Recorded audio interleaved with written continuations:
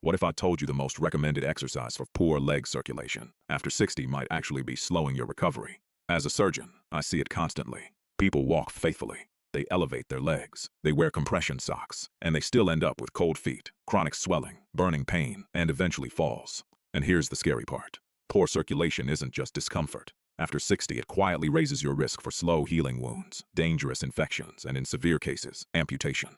It's also one of the earliest warning signs that your heart and arteries are under real stress. Most people think bad circulation just means cold toes. It doesn't. It means blood is failing to move down to your feet and back up to your heart efficiently. After 60, arteries can tighten and narrow, veins weaken, blood starts pooling in your lower legs. By age 70, nearly 1 in 5 adults has measurable peripheral artery disease, and most don't know it yet. That's why surgeons don't guess about this. We see what happens when circulation isn't restored early. Swelling turns into sores, balance slips, one fall starts a rapid decline. Before we get into the movements, hit subscribe. We put out senior health content every week that most doctors simply don't have time to explain in an office visit.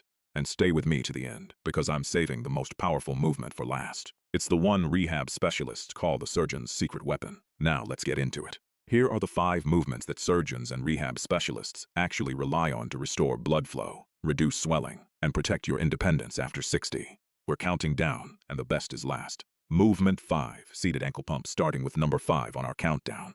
This one looks almost too simple to matter, but surgical rehab protocols tell a very different story. It's often the very first movement surgeons prescribe after leg surgery to prevent circulation collapse. Here's why. Your calves contain what doctors call the venous muscle pump, sometimes called the body's second heart. Every time this muscle contracts, it physically squeezes the veins in your lower legs and pushes blood back up toward your heart. After 60, this pump weakens fast, especially if you spend long hours sitting. When it underperforms, blood pools in your ankles, swelling increases, oxygen delivery drops, and healing slows. Clinical studies in vascular rehabilitation show that simple ankle pumping can significantly improve venous return and reduce lower leg swelling in older adults, even without standing or walking. The key is not intensity, it's consistency. Here's how to do it. Sit in a sturdy chair with both feet flat on the floor. Lift your toes toward your shins while keeping your heels down. Then press your toes into the floor and lift your heels like you're pressing a gas pedal. That's 1 rep. Move slowly, with control. Aim for 20 to 30 reps, 2 to 3 times per day. You can do this while watching TV, reading, or sitting at the table. This restores a pumping action that walking alone fails to activate strongly enough after 60. But ankle pumps only wake the system up. The next movement strengthens the muscle that keeps blood from falling back down in the first place. Movement 4, seated leg extensions. Movement number 4, seated leg extensions. If you think sitting down means easy, you're about to be surprised. A study published in the Archives of Physical Medicine and Rehabilitation found that adults over 60 who performed seated leg lifts with light resistance improved walking speed by 28% and stair climbing ability by 45% in just 8 weeks. Those numbers matter more than most people realize. Doctors actually call walking speed the 6th vital sign, because a slower walking pace is strongly linked to higher fall risk, loss of independence, and shorter lifespan. Here's why this works when walking doesn't. Seated leg extensions target your quadriceps and hip flexors simultaneously while forcing your core to stabilize. These are the exact muscles that keep your legs functioning when you stand, climb stairs, or rise from a chair. Traditional walking barely challenges them enough to stop age-related decline. And when these muscles contract, they squeeze the large veins in your thigh, helping drive blood back up toward the heart and reducing pooling. To perform this correctly, sit tall in a sturdy chair with your back pressed firmly against the seat and both feet flat on the floor. Slowly lift one leg straight out in front of you, keeping the knee as straight as comfortable. Hold for 2 seconds, then lower slowly without letting your foot drop. That's 1 rep. Do 10 to 15 reps on one leg, then switch. As this gets easier, add light ankle weights or a resistance band. This movement reduces stiffness, improves walking tolerance, and strengthens the muscles that move blood through the upper legs. Something ankle pumps alone simply can't do. Movement 3, standing heel raises. Movement number 3, standing heel raises. This targets the muscle group that doctors rarely test, but that is often the first reason seniors lose their independence. A landmark report cited by the National Institute on Aging found that calf strength is one of the strongest predictors of whether someone over 60 maintains independence. Seniors with stronger calves had dramatically fewer falls and were far less likely to need assisted living. Here's why. Your calf muscles act like a mechanical pump. Every time they contract, they squeeze the deep veins in your lower leg and force blood upward against gravity. Weak calves mean blood pools, swelling increases, oxygen delivery drops, and balance reactions slow down. What makes this movement different is that it doesn't just build strength, It retrains circulation and balance at the same time. The exact combination your body needs to prevent a fall. Here's how to do it. Stand behind a chair or countertop and hold on lightly. Rise up onto the balls of your feet, lifting your heels as high as comfortable. At the top, pause for 2 to 3 seconds, looking straight ahead, not down.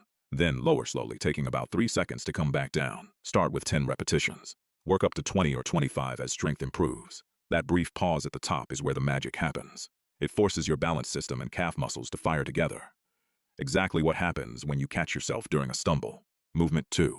Single leg circulation, hold. We're in the top 2 now, and this is where everything changes. Movement number 2 is the single leg circulation hold. Large population studies referenced by the National Institutes on Aging show that the ability to stand on one leg is one of the strongest predictors of future falls, mobility loss, and rapid physical decline after 60. Adults who fail simple single-leg balance tests are several times more likely to experience serious falls within the next few years. And once falls start, circulation almost always gets worse, not better. Here's why this matters for blood flow. When you stand on one leg, your calf, ankle, hip, and core muscles are forced to contract continuously to keep you upright. That sustained contraction creates a prolonged muscle pump effect, pushing blood upward instead of letting it pool in the lower legs. Walking never creates this demand. You're only on one leg for a fraction of a second. The single leg hold forces the pump to stay on. Here's how to perform this safely. Stand next to a countertop, chair, or wall and place one hand lightly on it for support. Shift your weight onto one leg and lift the other foot just an inch or two off the floor. You don't need to lift it high. Stand tall, eyes forward. Avoid gripping with your toes. Hold for 20 to 30 seconds, breathing normally. Then switch legs. That's one set. Start with 2 rounds per side. As this gets easier, reduce how much you rely on your hand for support. What makes this powerful is time under tension. Those sustained contractions keep blood moving, strengthen stabilizing muscles, and retrain your nervous system to react faster when you stumble. Movement 1. Standing calf pump hold, the surgeon's secret weapon. And here it is, the moment I promised you at the beginning. The #1 movement surgeons around the world prescribe almost like medicine for restoring blood flow after 60. The standing calf pump hold. Across vascular rehab programs worldwide, this exact movement shows up again and again because no other exercise activates the calf muscle pump as powerfully, as safely, or as consistently after 60. This is the most direct way to force blood out of the lower legs and back toward the heart without medication, machines, or impact. Here's why it works. Your calves aren't just muscles, they're pressure pumps. When you rise onto your toes and hold, those muscles squeeze the deep veins in your lower legs and physically drive blood upward against gravity. The hold is what makes the difference. It keeps the pump engaged long enough to overcome pooling, swelling, and sluggish return flow. Walking doesn't do this. Ankle pumps prepare the system. Single leg stance trains control. But heel raises with a hold actively move blood and keep it moving.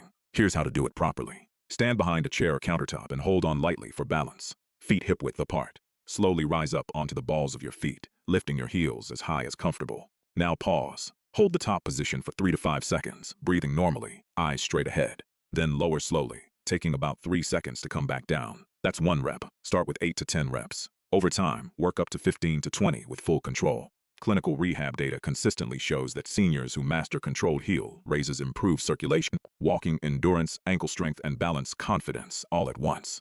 And unlike high-impact exercises, this puts minimal stress on joints, making it safe even for people with arthritis or balance concerns when done with a support. So there you have it. 5 movement surgeons actually rely on to restore circulation, reduce swelling, and protect your independence after 60. Walking is wonderful. Keep doing it. But walking alone leaves critical gaps. It doesn't fully activate the muscle pumps that move blood out of your legs, and it doesn't train the balance systems that prevent falls. These 5 movements fill those gaps. And the best part, they take less than 15 minutes a day, require no gym, and can be done safely at home. Now I want to hear from you. Which of these 5 movements surprised you the most? Drop it in the comments below. We read every single one. And before you go, don't skip the next video on your screen. It reveals one wall-based exercise that surgeons now say works better than walking for building leg strength, balance, and joint stability after 60. Most people overlook it because it looks too simple, but the results are dramatic when done correctly. Watch that next. It could change how you train your legs from here on out. Thanks for watching, and I'll see you in the next one.